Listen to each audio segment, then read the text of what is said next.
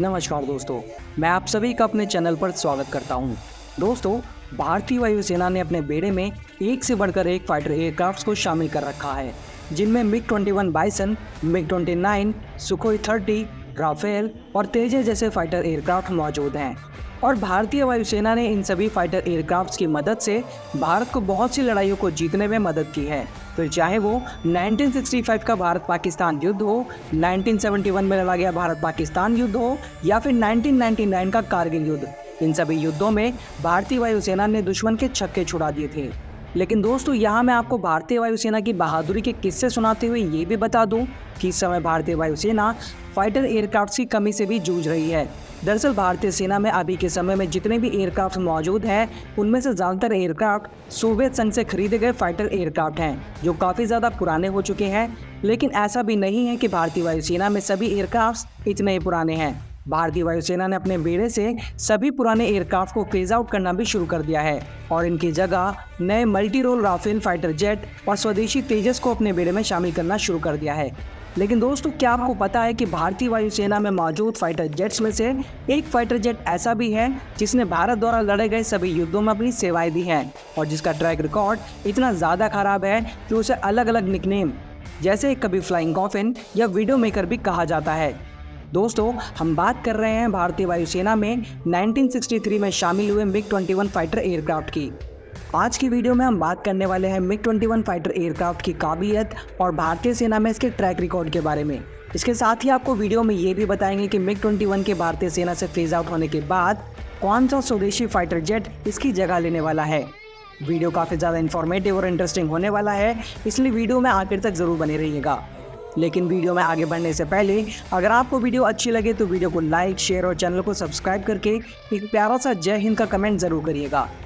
चलिए दोस्तों, शुरू करते हैं। दोस्तों, अब अगर आप एक नज़र मिग-21 फाइटर जेट के इतिहास पर डालेंगे तो ये एयरक्राफ्ट हमेशा से इतना बदनाम नहीं था, बल्कि मिग-21 भारतीय वायुसेना में शामिल होने वाला पहला सुपरसोनिक फाइटर जेट था और इसे भारतीय सेना में 1963 में शामिल किया गया था। और 1963 से 1999 के कारगिल युद्ध तक इस फाइटर जेट ने हमेशा ही भारतीय वायुसेना का गौरव बढ़ाया है। एक समय में ये दुनिया का सबसे ज़्यादा भरोसेमंद फाइटर जेट था, जिसे अमेरिका और यूरोपियन देशों ने छोड़कर लगभग सभी देशों की सेनाओं ने अपने बेड़े में शामिल किया था। और ये फाइटर जेट इतना ज़्यादा भरोसेमंद था कि भारतीय सेना ने कई सालों तक इस एयरक्राफ्ट को अपना फ्रंट लाइन फाइटर जेट माना था। इसी भरोसे का नतीजा था कि भारतीय वायुसेना ने मिग-21 फाइटर जेट के 800 से ज़्यादा एयरक्राफ्ट को अपने बेड़े में शामिल कर रखा था। और इसी फाइटर जेट की 4th स्क्वाड्रन भारतीय वायुसेना में सबसे ज़्यादा समय तक लगभग 6 दशकों तक सेवा देने वाली सबसे पुरानी फाइटर जेट स्क्वाड्रन भी है। और इसी स्क्वाड्रन ने भारत और पाकिस्तान के बीच हुए सभी संघर्षों में हिस्सा भी लिया और भारत को हर बार जीत दिलवाई है। दोस्तों, ये बात तो सच है कि इस फाइटर जेट ने भारत को पाकिस्तान से लड़ी गई हर जंग में जीत दिलवाई, लेकिन वो कहते हैं ना कि हर सिक्के के दो पहलू होते हैं, वैसे ही इस फाइटर जेट के ट्रैक रिकॉर्ड के भी दो पहलू हैं। पहला, जो एयरक्राफ्ट के गौरवशाली इतिहास को दर्शाता है, और दूसरा, जो इसके निकनेम वीडियो मेकर और फ्लाइंग कॉफिन को सही ठहराता है। दरअसल ये फाइटर जेट अपने गौरवशाली इतिहास के बदौलत हमेशा से ही अपनी नाकामयाबी के इतिहास को छुपाने की कोशिश करता रहा है।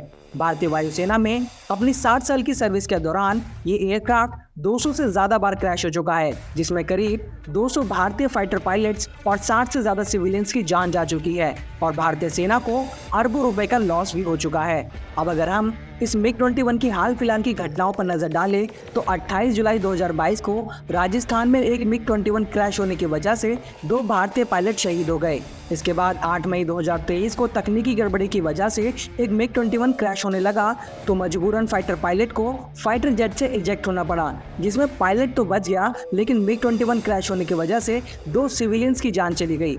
और अगर आप 2010 से इस फाइटर जेट का क्रैश रिकॉर्ड देखोगे तो आप पाओगे कि 2010 के बाद से अब तक 20 से ज़्यादा मिग-21 क्रैश हो चुके हैं। अब दोस्तों, यहाँ पर आपके मन में भी ये सवाल तो ज़रूर आ रहा होगा कि आखिर जब ये फाइटर जेट इतने पुराने हैं और इनका क्रैश रिकॉर्ड इतना ज़्यादा ख़राब है तो भारतीय वायुसेना ने इन्हें अभी तक रिटायर क्यों नहीं किया। दोस्तों, इस फाइटर जेट को अभी तक ना रिटायर करने के पीछे 2 मेन कारण हैं। पहला कारण है कि सेना इस एयरक्राफ्ट को रिटायर करने के बाद अपने बेड़े में स्वदेशी फाइटर जेट तेजस के नए वेरिएंट मार्क 1A को शामिल करना चाहती है, लेकिन उसके डेवलपमेंट में काफ़ी देरी हो रही थी, जिस वजह से इस फाइटर जेट की सर्विस को और ज़्यादा बढ़ा दिया गया। लेकिन अब उनकी डिलीवरी होना शुरू हो चुकी है, जिसके चलते अब इन फाइटर जेट को सर्विस से रिटायर किया जा रहा है। दोस्तों, इन फाइटर जेट्स को ना रिटायर करने का दूसरा कारण था इस फाइटर जेट का शानदार इतिहास। दोस्तों, आपको बालाकोट एयर स्ट्राइक तो याद ही होगी, जिसमें भारत ने POK यानी पाकिस्तान ऑक्यूपाइड कश्मीर में आतंकवादियों के बेस कैंप पर हमला करके 40 भारतीय जवानों की मौत का बदला 300 आतंकवादियों को मार कर लिया था। जिसके एक दिन बाद जब पाकिस्तान ने भारत के खिलाफ जवाबी कार्रवाई करने की कोशिश की तो श्रीनगर एयरबेस पर तैनात MiG-21 की 51वीं स्क्वाड्रन को ये जिम्मेदारी दी गई कि वो पाकिस्तानी F-16 फाइटर जेट को भारतीय सीमा से खदेड़ दें। तब इसी MiG-21 को उड़ा रहे विंग कमांडर अभिनंदन वर्धमान, जो कि अब ग्रुप कैप्टन बन चुके हैं, ने अपने 60 साल पुराने फाइटर जेट से पाकिस्तान के एडवांस F-16 फाइटर जेट को मार गिराया था। और इसी डॉग फाइट के दौरान उनके फाइटर जेट में कुछ तकनीकी खराबी आ गई और उनका फाइटर जेट भी POK में क्रैश कर गया था, जिस वजह से पाकिस्तान को ये कहने का मौका मिल गया कि उन्होंने भारत के फाइटर जेट को मार गिराया। लेकिन अब भारत इन फाइटर जेट को भारतीय वायुसेना से धीरे धीरे फेज आउट करना भी शुरू कर चुका है। इस एयरक्राफ्ट का क्रैश को लेकर ट्रैक रिकॉर्ड इतना ज़्यादा खराब है कि जब 1963 में इन एयरक्राफ्ट को भारतीय सेना में शामिल किया गया था तब इनकी संख्या 840 थी और आज के समय में इसके आधे से ज़्यादा फाइटर जेट क्रैश हो चुके हैं या फेज आउट किए जा चुके हैं। और अब भारतीय सेना इस एयरक्राफ्ट की जगह अपने बेड़े में स्वदेशी तेजस फाइटर एयरक्राफ्ट के नए और एडवांस वेरिएंट तेजस मार्क 1A को अपने बेड़े में शामिल करने जा रही है। लेकिन आखिर ऐसा क्या है इस एयरक्राफ्ट में जिसकी वजह से इस एयरक्राफ्ट का इतिहास इतना ज़्यादा शानदार रहा है? आइए इसके बारे में और जानते हैं।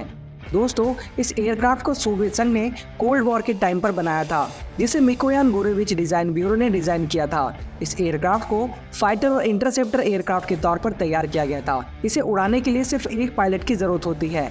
इस एयरक्राफ्ट के अब तक 800 से ज़्यादा वेरिएंट्स को बनाया गया है।